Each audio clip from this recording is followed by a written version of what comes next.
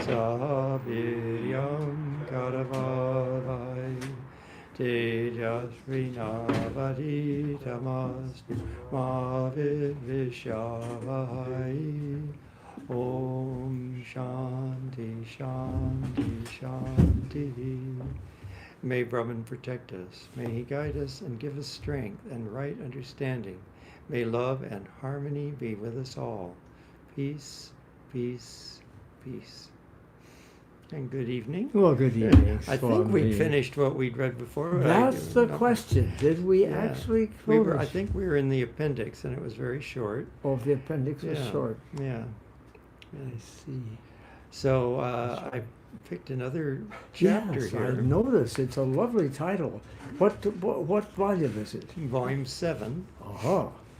And they, if we're keeping track of misprints, they actually have God, our eternal Mather, on some of the headlines. So anyway, on some of these, the tops of the Yes. chapters. So Have you already noted it? No. Oh.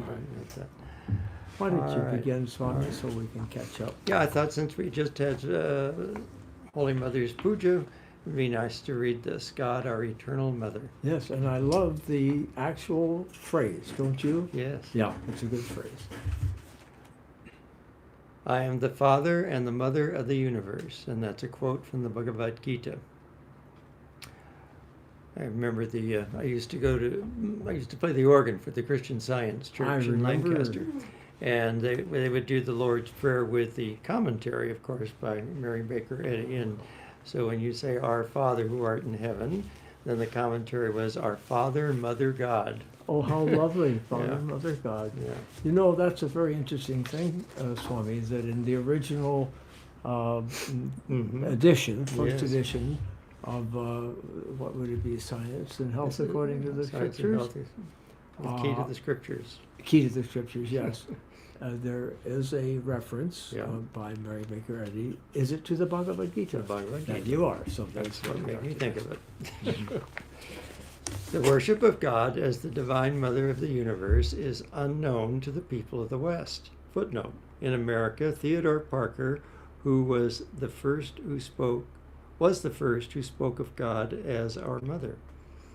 I don't know Theodore Parker. I know Theodore Parker, but we need to brush up on him a little bit.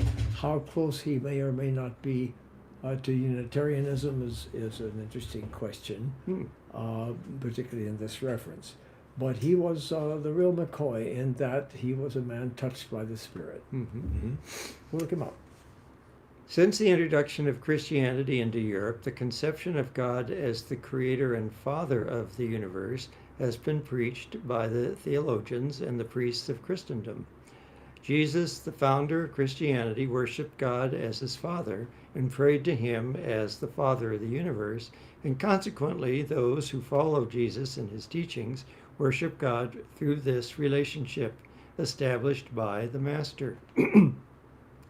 The relation between the Father and the Son is much higher than that of the Creator and his creatures, or the Master and his servant.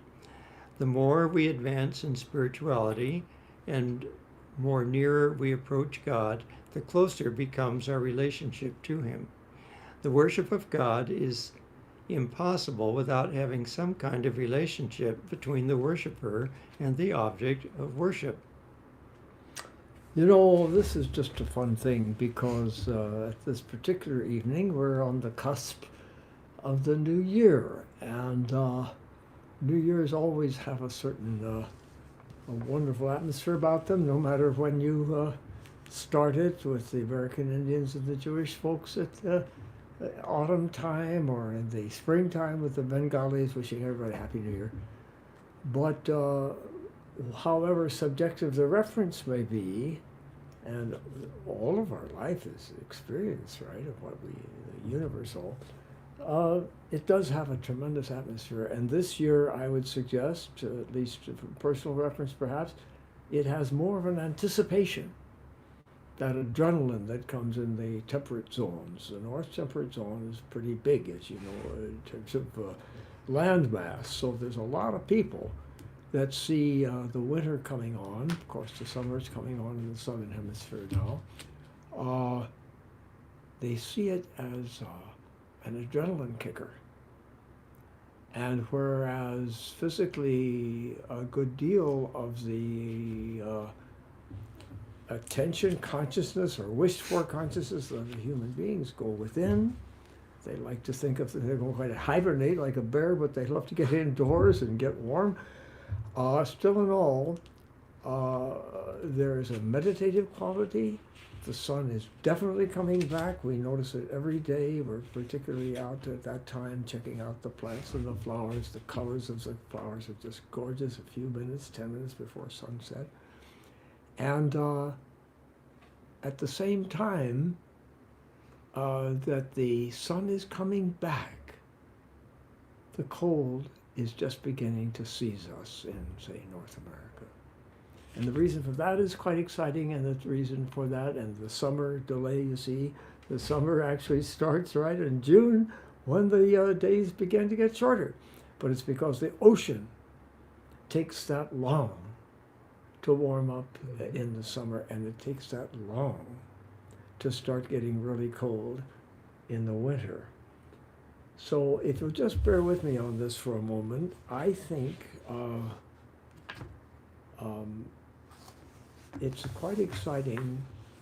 Somebody referenced it, I believe it was Swami Satyamoyan, I'm not quite sure it was, perhaps the other day, or maybe Swami Abhedananda himself, that Vivekananda gave a telling example of this business of how we getting closer to God, let's say, and the awareness of God, the feeling of the spirit of love and light in one's heart. It's like going to the sun in a spaceship. And if you take single shot pictures at different distances, the sun is obviously going to appear larger and larger and larger the closer you get to it until it fills the screen.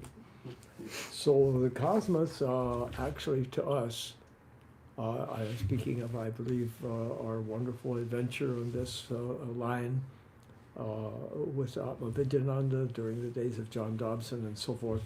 The cosmos is definitely an inspirer, particularly to the children of the West.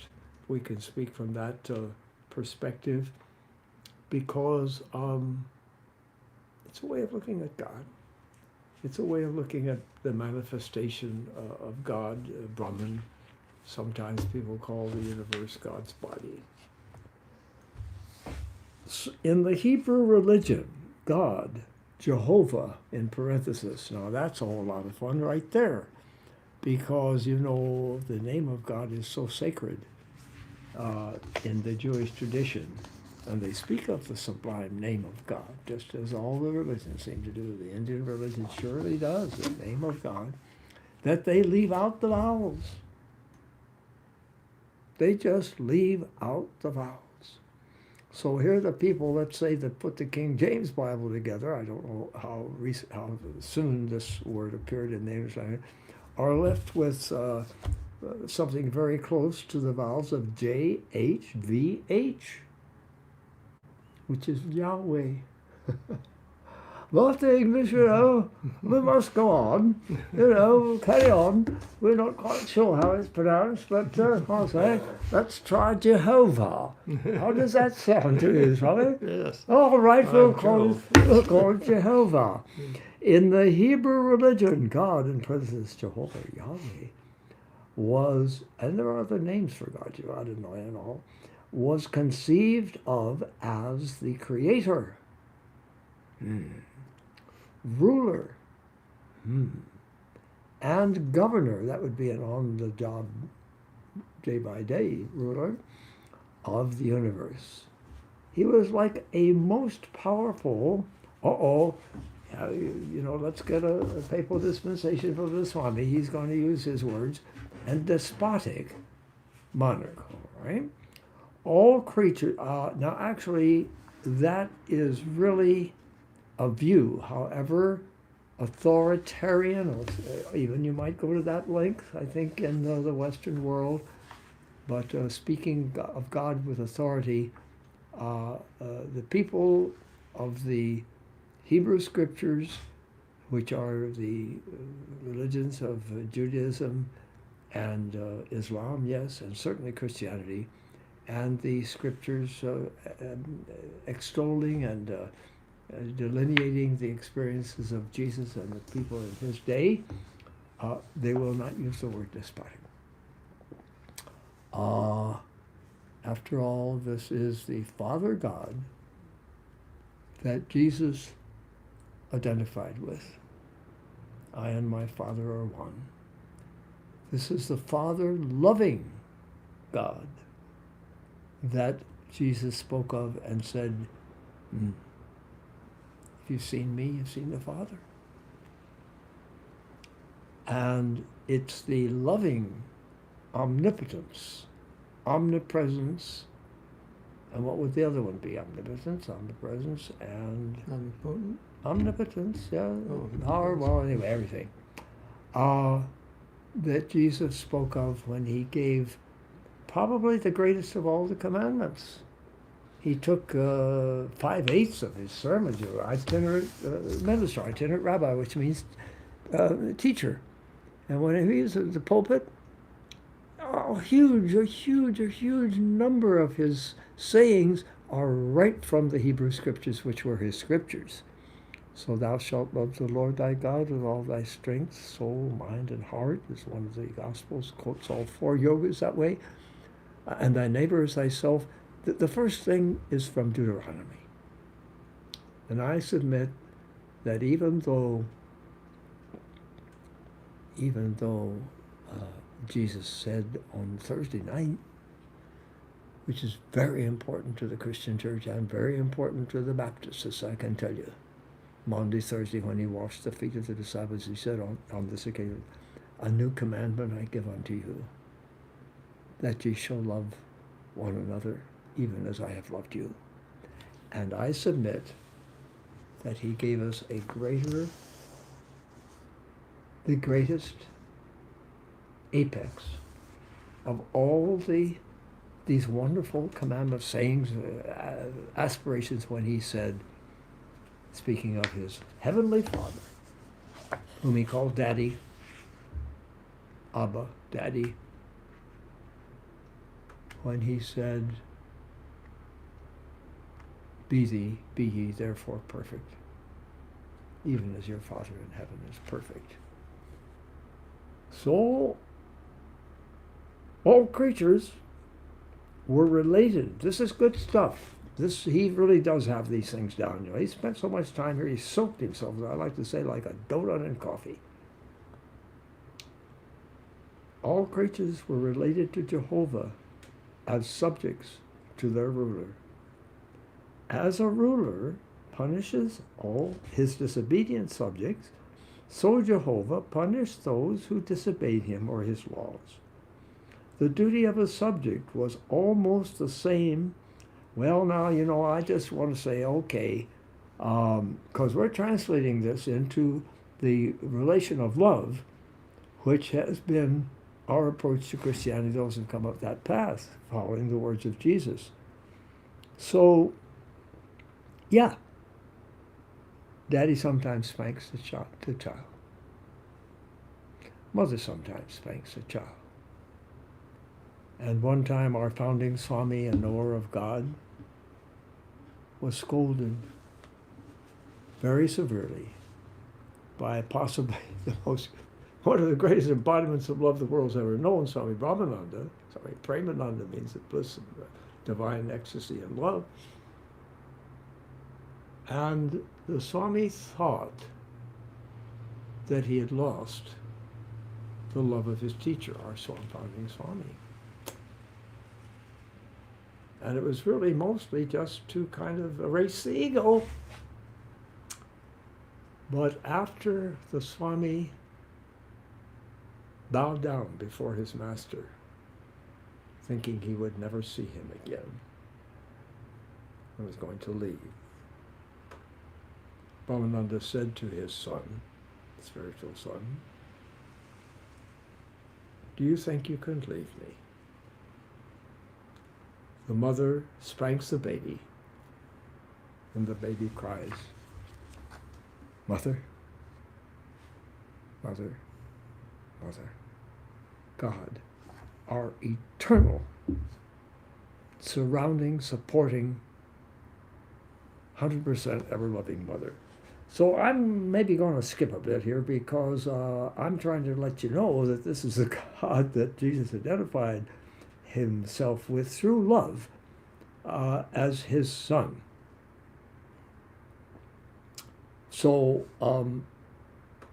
we can say servant here. yes, that's right. Thank you. The duty of a subject was almost the same as that of a servant to his master. That's fine. That's one of the ways of relating to God, also in the Indian panoply and the world of spirituality.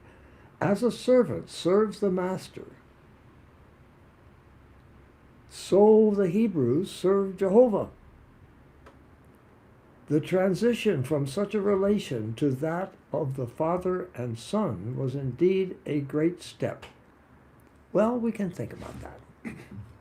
It was no longer an external relation to power and strength.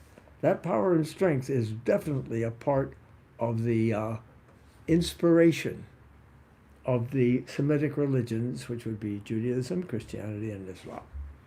That power and strength is definitely an experiential relationship and an inspiration. And frankly, it is also in the concept of Brahman.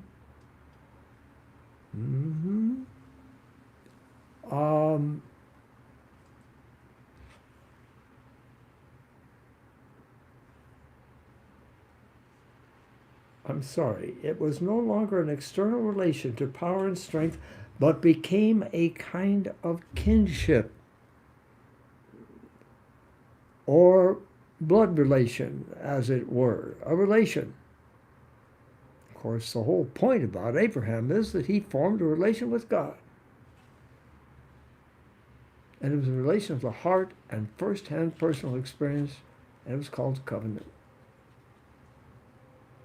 And the greatest difference between the religion of Abraham after the experience of God, as he, a nomad with cattle, is moving from Ur in the land of Chaldees, the Babylonian people, of whom he was part of that, into the land of Israel, where God was trying to get him to settle down. The main difference is that Abraham had formed a personal bond, and an experiential bond, that's what I'm trying to say, with God. And all of that is just fascinating to those of us that love humanity and love prehistory. You remember that Moses didn't make it into the land of Canaan. And it's a beautiful song that Joan Baez sang, up on the mountain, away in the mountains so high, high, the last one that he ever did see.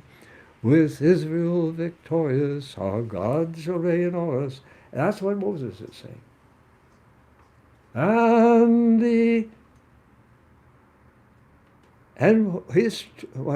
When his sufferings did cease, he departed in peace and rested in the heavens above.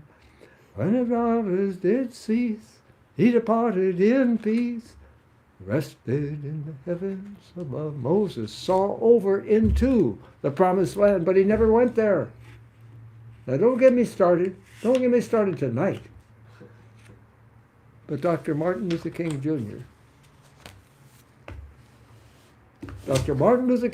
one of the greatest men that God ever put his hands on the head of in American life, every one of whom grew and evolved during that life, these great men. Take Lincoln, for example. I like to say that in today's world, if Lincoln had been, as people seem to want him to be, perfect before he was born, there never any purpose for him coming into the world. You know Avatar. It was the fact that he learned and he evolved. So Dr. Martin Luther King, as you know, was it the night before he transcended? I believe it was. Said, in effect, We're climbing the mountain of God, and I may not get there with you. He knew, like Moses, he was going to see over into the new day of the beloved community, which is not a fait accompli. It's something we fashion and build more every day. And it was Joshua. Remember, Joshua fit the battle of Jericho, Jericho, Jericho. Joshua fit the battle of Jericho, and the walls come tumbling down. Well, the ram home. And it was Joshua that said, speaking of in the land of the Chaldees, we worshipped other gods in those days. The ziggurats, the temples, in the land that Abraham came from, were dedicated to the moon. That is to say, the spirit of inspiration we receive from the moon. I'm thinking of the moon. So, what's the story about Abraham on Tuesday and Abraham on Wednesday? He's not the same man. Because on Tuesday, he met God. And he had God as an internal experience, which is defined the name and the emanation of the people of the book, which in the diaspora after 70 A.D. gave us Arthur Rubinstein, my favorite pianist, Jonas Salk, Einstein, you know what I mean. So I think this is big stuff we're into here with our brother Abhedananda. And we're almost through with this program. So it was indeed a great step. It was no longer that external relation only to power and strength, but it became a kind of relation as exists between an earthly father and his son. Isn't that beautiful? A relation, as it exists between an earthly father and his son. Oh, it's the verb, don't you see, not the noun. It's the living, moving, organic river of energy that's the important thing. Not a station, but a relation. There is a tie of love which binds a son to his father. Now we're talking. And such a tie brings the individual and brings the individual soul much nearer to the creator of the universe. There is a tie of love which binds a son to the father, and such a tie brings the individual soul much nearer to the creator of the universe. I'm going to throw it to you for football. Yeah, here's an etymological relationship that probably isn't there, but I'm going to. Oh boy! It just reminds me anyway. Yeah. When you the ruler of the universe, if you think of a ruler as in the other sense of a ruler that measures things, measure is related to Maya, and Maya is related to the Divine Mother. So, and governor is the governor of, wasn't it a car as a governor that keeps things regulated or something? And so it's the regulator and measurer of the universe. And I love that. So that kind of reminds me of the mother aspect there. That's another whole evening's discussion, because Maya does mean measure. And Maya is the same word as magic, huh? Like Raja and Real and royal and regal. These are all cognate words. So measurement is mathematics. Mm-hmm. Measurement is taking a pumpkin pie that's smooth and undivided, and at first in your mind imagining laying a template over a piece of wax paper with lines like that, little pie, that you're going to cut the pie. Now the question is, before you cut it, it's one. After you measure it with these imaginary lines, and after you cut it into slices, is it many or is it one? I submit it's still one. Okay, Bubby, it's all yours. As the earthly father of an individual is ordinarily considered to be his creator because of his begetting him and bringing him into existence out of nothing. So when the underdeveloped human mind begins to think Undeveloped, okay. undeveloped. Yeah. Oh yeah, There's just one DE there. Human mind began, although underdeveloped, it's about the same. Yeah. Undeveloped human mind began to think of creation of the universe. It imagined that the creator was one who begot the universe and produced it out of nothing. Consequently, the creator became the father of the universe. Please continue, brother. It is found that all our conceptions of God begin with anthropomorphism, that is, with giving God the human attributes in a greatly magnified degree, and end in de-anthropomorphism, that is, making him free from all human attributes. At the first stage of our conception of God, he appears to us as an extra cosmic being, or as the creator of the universe, who is separate from the universe and dwells outside of it, just as a carpenter is separate from the chair or the table which he makes, or as the father is separate from his son, whom he creates. The Hebrew conception of Jehovah was purely anthropomorphic. He was an extra cosmic being. He dwelt in a heaven outside of the universe and possessed all human attributes. He created the universe out of nothing, fashioned it, and became its ruler. The same Jehovah, when considered as the Father of the universe by Jesus and his followers, did not lose his extra cosmic nature. Even today, the majority of the Christians do not go beyond the idea of an extra cosmic God. Of course, he's speaking about 120 years ago. Yes. They worship the same extra cosmic Jehovah as the creator of the universe and as their father. Jehovah is always masculine, and he is never described as feminine. I'm with you, Keep brother, going. but if you'll just give me a minute, I think that we'd be better served. They were same extra cosmic Jehovah as the creator of the universe and as their father. All right. Yeah, and we have to think of how Christianity was primarily taught in 1900 to 1920. Yes, or even 1820 to 1920 Yeah. or something like that. Mhm. Now there is, and sometime we might ask the service of some of our Shakti people, there is a very interesting development within Judaism, I suggest. And of course, when people that are not brought up totally immersed in a certain community of the Spirit speaks of that community, it should be pretty clearly stated, I think, out of courtesy if nothing else, that he or she is speaking from one's own perception of it, which is, after all, what Christianity does with Judaism. They have assimilated many things, if you see what I'm saying, so it also becomes their own.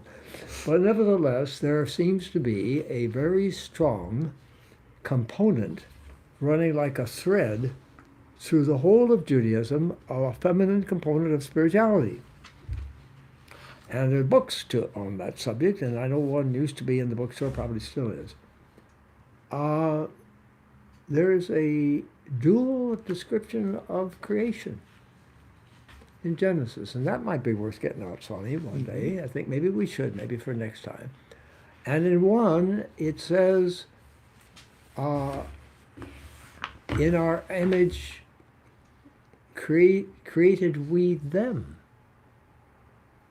Yeah, there's a dual description of creation, presumably two different authors, but in one of them, God is describing the energy there as plural. Say, yeah, we created. So there's also the concept of Sophia. We have to find out when that first came. Wisdom is definitely feminine energy. It's very similar to Vedanta. Now, the religion, the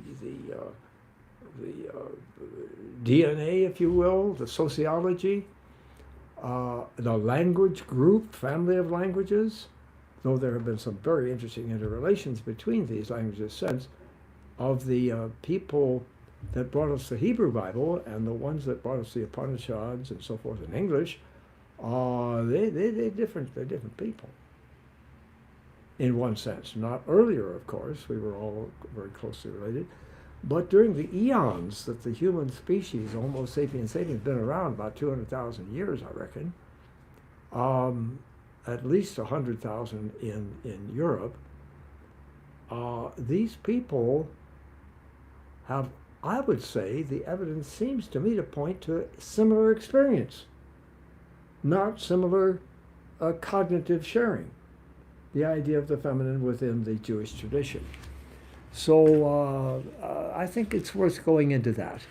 Yeah, and isn't was it, I'll probably murder this pronunciation, Shekinah? I don't know. Shekinah? Something like that. Has sort of a feminine feel to it too. How do you spelling this more or less? It's I don't think I know the word. somewhat like the Holy Spirit kind of feel. Kind of let's do a little dabbling an imminent energy of some sort. All and I right. remember there was a book that made quite a stir when it came out, probably in the 70s or 80s. I think so. Yeah, and I can't remember the title. It seems it had rose in the title of some sort, it seems to me, about the feminine in Judaism. Right. Do you remember the name? No, of it? I don't. You It's not. I'm not familiar with that. Yeah. But we're talking about some pretty substantive things here, and the fact that the appellations have been given of father and mother, very interesting. Perhaps he's sufficiently explained that here. Swamiji, who is just unbelievable. I mean, he was just way out there and off the rails, and it was always based on his own personal experience of humanity and his own personal spiritual experience. And he said famously,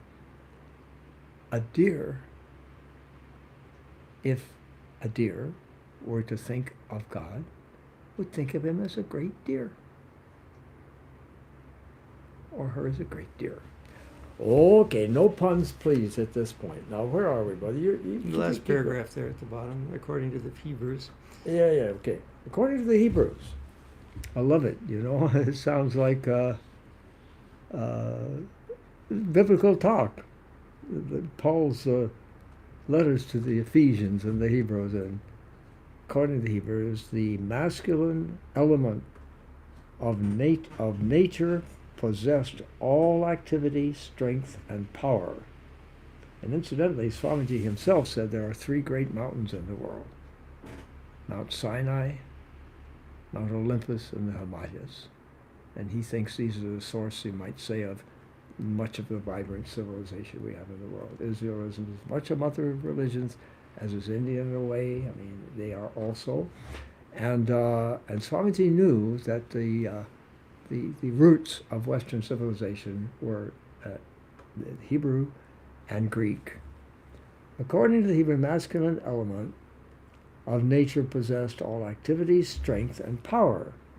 The male principle was recognized as the generator, and the female principle of nature was thought to be, lesser, we'll say. The female being passive, more or less, relatively.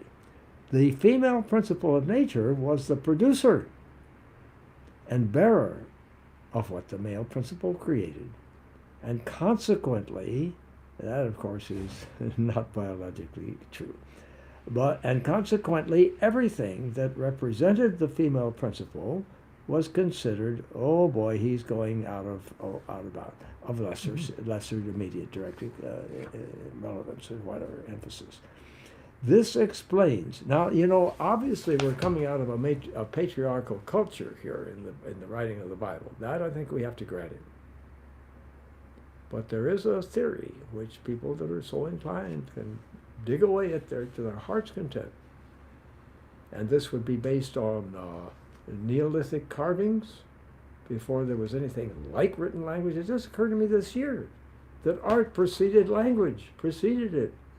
Now, there might have been a few shouts at night, but I'm convinced that cave paintings, obviously preceded writing. cave paintings were 30,000 years ago in Lascaux, in Pyrenees, France.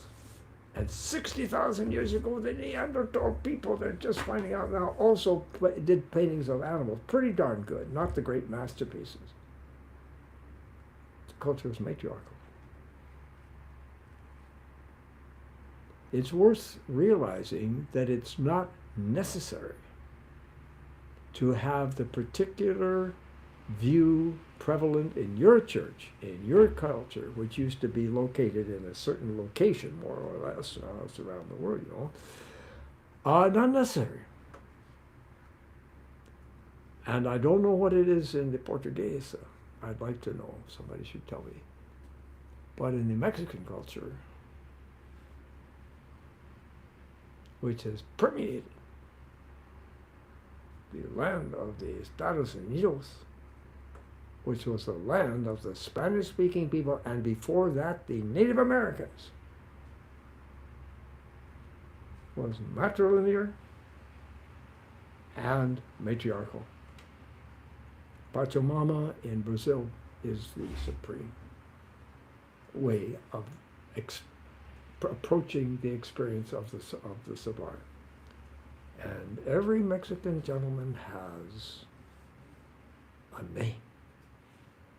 That is, as the name of God is said to be in the Bible, silence. It's silent. It's his third name. It's his mother's name. Daddy's name is the one he goes by on his driver's license. And just as many Jewish boys, devout, particularly the Orthodox, will have a spiritual name, as well as, whatever. David Benner. So the Mexican people have this third name. Now, I shouldn't do it, but I have to because I haven't quite gotten there yet. I caught the bus, ran to catch the bus tonight. At Swamiji House, we have one grand celebration every year. The first Saturday, we'll say usually after the 4th of July. And Swamiji House is a place that Vivekananda lived for 6 weeks in South Massachusetts, a true shrine in America. So one time we were over there, Swami knows this story well, with a guest of ours who was a philosophy professor from Japan.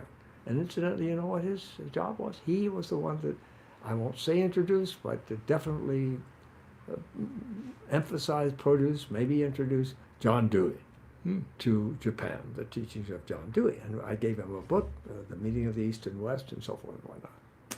So he's over there about to go back now after staying with us for quite a while, maybe a couple of months.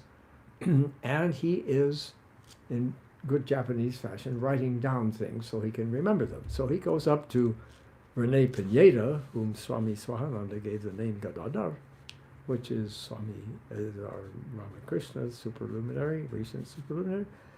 His name as a boy, Gadadhar. And so he asked him, what is your name? He said, my name is Rene Pineda. So he writes that down. And then Rene decides to go full money and give him his third name, which I had never heard, and I can't remember to this day his mother's name. He writes it down. And he goes up to Bill Jurian. And he says to him, and what is your name? And he says, Bill Jurian. Now, Bill doesn't speak with that southern accent like that, but he could if he wanted to. Bill Jurian. He writes it down. How do you spell that? J-U-R-E-I-T. He said, do you have a third name like Rene does? Like mother's name. Said, nope. He says, oh, he said, Romeo and Juliet. Which will still make both Bill blush and fuss, and we just think it's delightful. Okay, y'all, now I'm just overwhelmed by the bowling ball of his talking about our three religions: Judaism, Christianity, and Islam in the order of appearance, which there is a school of thought which I kind of buy into, is one tree. If it were daylight, I could look right through the door there and see the Bodhi tree. The Bodhi tree is the tree that Buddha sat under, related to the banyan tree. It's a fig tree. And it has multiple trunks. And these trunks keep coming out of the ground from a common location. Well, that can only happen two ways. Either there were seeds that were planted so close together, that happens occasionally, you get two trees out, or as is the case with this tree, one root system.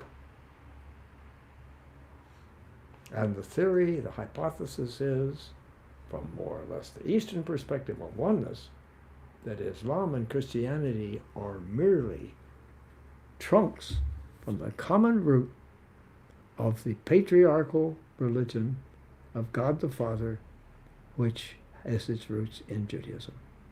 These are three branches of one religion. Wow. Okay, you ready? Take me away, brother. Can you find out where we were and pick it up from there? Try to make it as simple as you can, because we don't want people to get too upset. Okay, this explains why womanhood was estimated to, in a lesser extent, emphasized by the writers of the Old and New Testaments, especially by the great apostle to the Gentiles. That will be Paul. Now, that was during a phase, I'm submitting, trying to, like a lawyer defending a phase of patriarchy, which I'm suggesting, I do believe,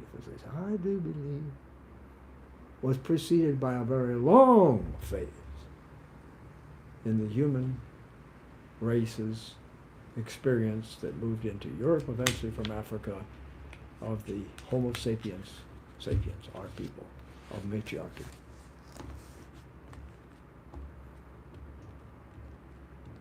Very interesting stuff.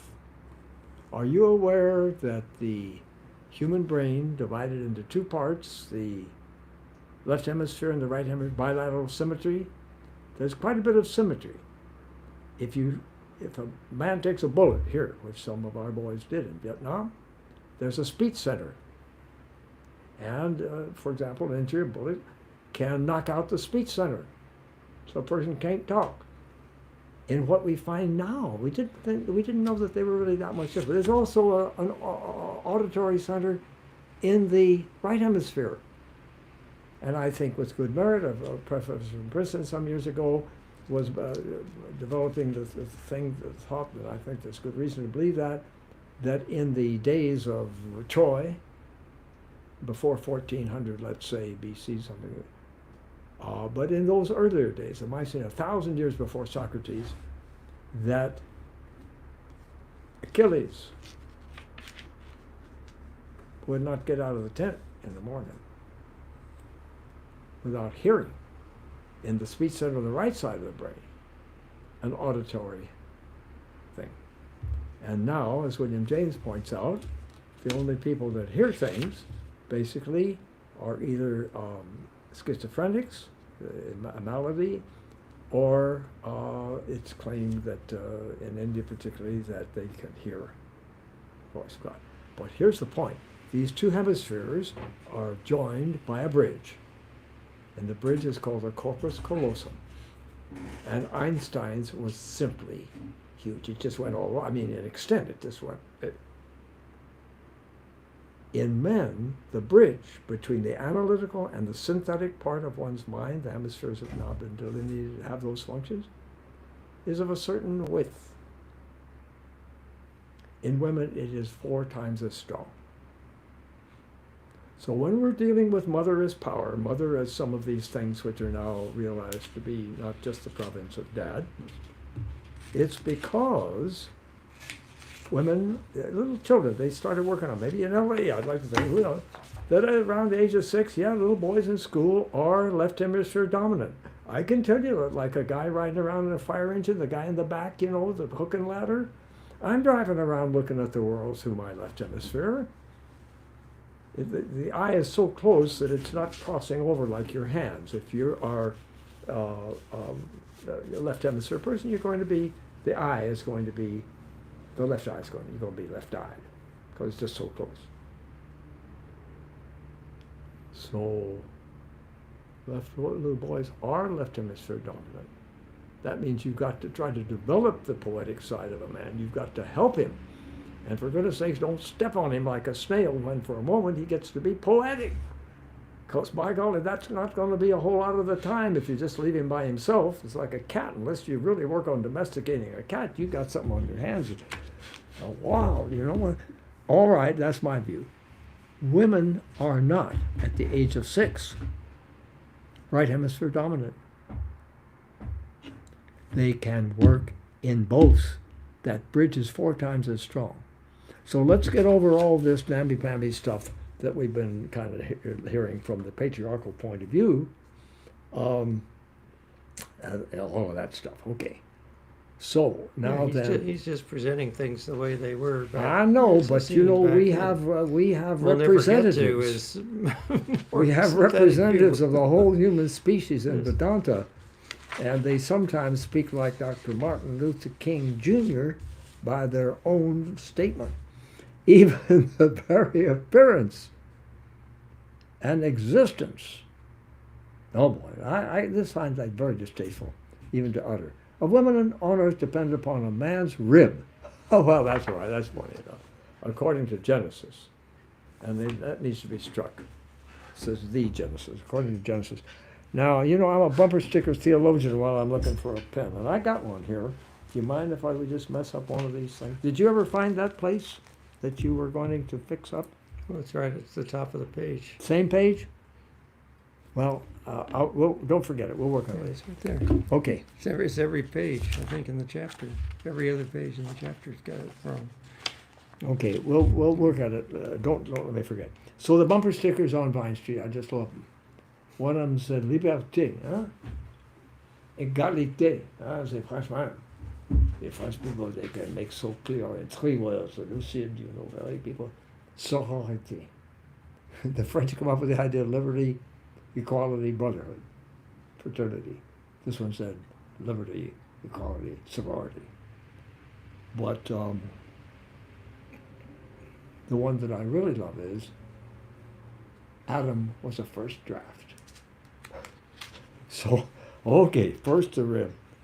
Then the second draft, which was perhaps far more holistic and able, not that we don't all have weaknesses, potentially can have, but able potentially to reach, no doubt about it, India feels reach spirituality sooner, quicker, and fuller degree. Although the Creator was represented by the Hebrews as masculine and all-powerful, yet when they explained the genesis of the world, they could not deny the presence of the feminine element which helped the Creator in bringing life into existence. In the Mosaic account, here we go, of Genesis we read, he's really quite well read, you know, this man. And the Spirit of God, this is a quote, moved upon the face of the waters, which literally means that the Creator impregnated the waters, that's his idea, or the female element of nature. As God, as a male element, was extracosmic, outside of nature, and possessed all activities and powers, this is all right, so he became the object of worship. And the female element, or nature, was entirely passed by. Well, I think he's got something there in the idea that the waters are there even before creation. And the Spirit of God in the masculine form, more like a wind, see? More like a wind over the waves. But the waves are the interminable, unlimited, it's one of the greatest symbols of infinity that we have. And therefore they meditate upon the ocean as being God, the sky, but the ocean is the one they use most often. And that is the whole embodiment for which to come. Incidentally, we don't believe, I'm sorry, those that wish to take that literally, the Indian people certainly don't believe that you can create something out of nothing. So here we have nature, the internal principle, the holistic principle, as being there, and then the wind of the Spirit passes over the waters, and God creates the universe. Okay, buddy, please take it away from me. Don't shoot again. Yeah. as God or the male element was extra cosmic outside of nature and possessed all activities and powers, so No. We've done that. We've ironed that shirt Oh, you did? entirely. Every Yeah, Christian that's admits it. the existence of nature, Yeah. which is the female principle, but she has never been worshipped or adored. The idea of the father grew stronger and stronger, and that of the mother nature was left aside as passive and powerless, and was ultimately ignored. Relegated to non-consciousness. Now, I must say that after all this stuff, and remember, we stand within this tradition, so we have the right. The Jews, the Christians, and the Muslims within this one big root tree. I will grant this much, because I think this business of the authoritarian nature of God in the Jewish religion has been very overstressed by certain interpreters of Christianity from within their fold. I will grant the Swami this. And I'm sorry, but as they say, Vivekananda said, I'm sorry, but I'm bigoted when it comes to talking about mother. That with the advent of Mother Mary in the Western tradition, no matter how you see Mary, and different people see Mary differently, just like they see God differently. But Mary was just about as close to the perfect mother as you're going to get on a Sunday morning in the Western opening to the Spirit. Yeah, and he seems to be kind of ignoring that whole element in Christianity. And I will say that perhaps with Jesus and Mary, and the role that Mary assumed then in the church, you could call it, they have all these different words, but the motherhood of the Mother of God to the Christians, and interestingly enough, to the Muslims. The Muslims have bought into the whole Christian narrative about Mary in the Quran. But that concept of motherhood has such relevance, such power, that it has come down through the centuries. And yes,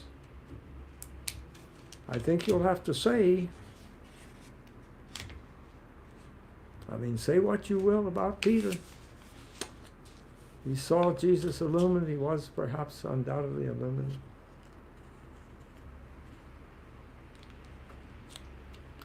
I'm over the falls, Swami. Take it away from me. It was the three Marys.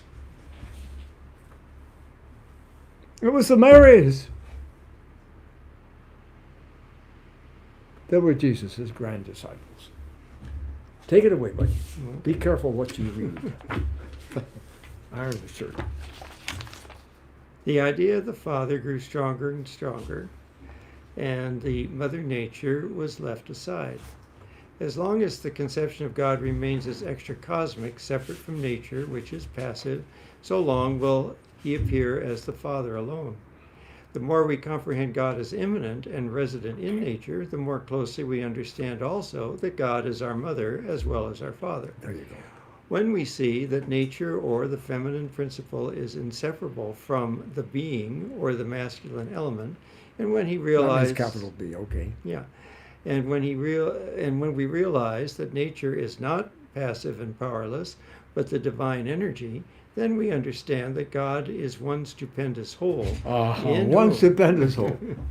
You know, Swami, do you think I could take the rest of the evening off? No, this man has, whatever else he may have, he was extremely courteous to stay with us for 20 years so that he could switch the whole course of the Western ship in America from looking stereotypically upon Indian religion as inferior and subordinate to being the great ocean of superconsciousness of which the West knows very little, basically nothing, our psychologists. And he did that. He and Swamiji, he claims, did that, switched our whole, after 20 years, been very courteous to us. And I must say he's got the gift of gab. Yeah, and in comparison with the Hindu tradition, the feminine principle is certainly de-emphasized in the Western traditions, but it's not as quite as absent as he makes it. There you Especially when you see all of the Catholic churches named after Mary in one fashion or another. Yep. But the divine energy then... You can't imagine a Catholic church without a statue of Mary. You can't. No, There you go. No. Let's see. You got to remember the title of understand this that chapter, that God, our God Eternal is, Mother. is one stupendous whole in whom exist both the masculine and feminine principles. Then we Right. no longer separate nature from God, but we recognize nature as a part of the manifested divine energy. That's good. The tendency of modern science is toward this end. There you go. The doctrine of evolution, correlation of forces, and persistence of energy, all these clearly prove that the phenomena of the whole universe and various forces of the external and internal world are but the expressions of the one eternal energy. Capital E. The theory of evolution explains only the mode in which the eternal energy, capital E, produces this phenomenal universe. Science has disproved the old theory of creation out of nothing through the fiat of an extra-cosmic God and has shown that something can never come out of nothing. Aha. Science teaches that the universe existed in a potential state in that primordial energy and gradually, through the process of evolution, the whole potentiality has become kinetic or actual. The eternal energy is not an unintelligent energy, but is intelligent. Whenever we cast our eyes either in the external or internal world, we find the expression not of a fortuitous or accidental combination of matter and mechanical forces, but of regular laws guided by definite purpose. This universe is not a chaos, but a cosmos and one harmonious whole. It is not an aimless chain of changes, which we call evolution, but there is an orderly hidden purpose or at every step of evolution. That's the governor aspect. Therefore, that energy is intelligent. We may call this self-existing, intelligent, eternal, cosmic energy the mother of the universe. She is the source of infinite forces and infinite phenomena. This eternal energy is called in Sanskrit Prakriti, in Latin Creatrix, the creative power of the universe. I must say that I'm taking a big sigh of relief. If you'll give me a minute, this is a sigh of relief. And that is that we got through it, Swami. We got through his description or ascertainment of a viewpoint which was extra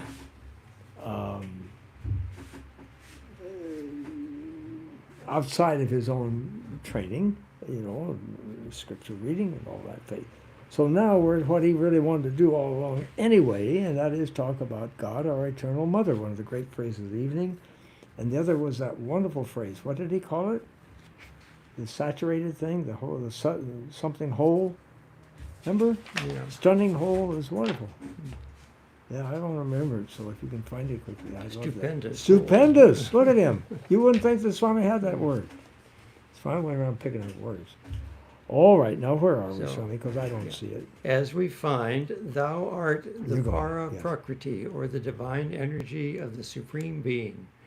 Of thee is born everything of the universe. Of thee I sing. Of thou art the mother of the universe. And that was a quote. Mm-hmm. We're over time. No. Yeah, they're going to come and yank us off the stage here with a hook. Well, let's just take a deep breath because we've been through some stuff tonight. And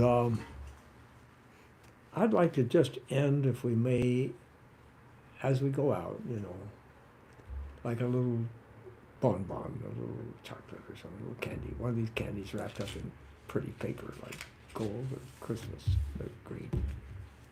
What it might have been like. I want to invite you to do that.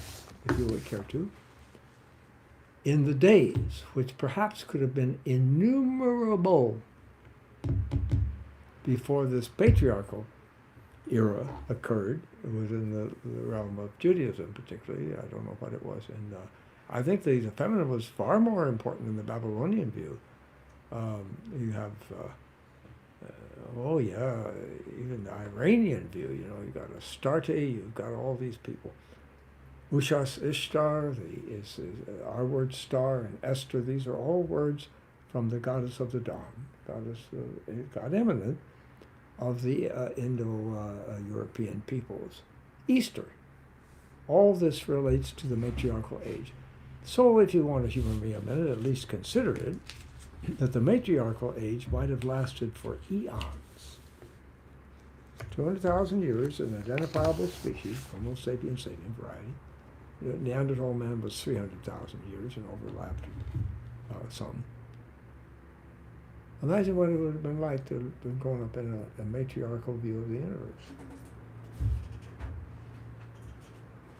And how dependent the child would be upon the embodiment, the emanation, the living reality of that in its mother.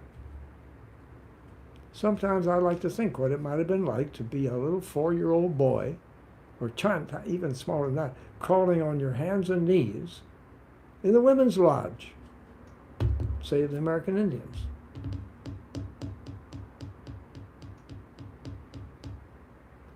John Dobson was a huge hero to us because, for interesting reasons, he became well versed in the principles enunciated by language of science and Sanskrit, the Vedantic scriptures.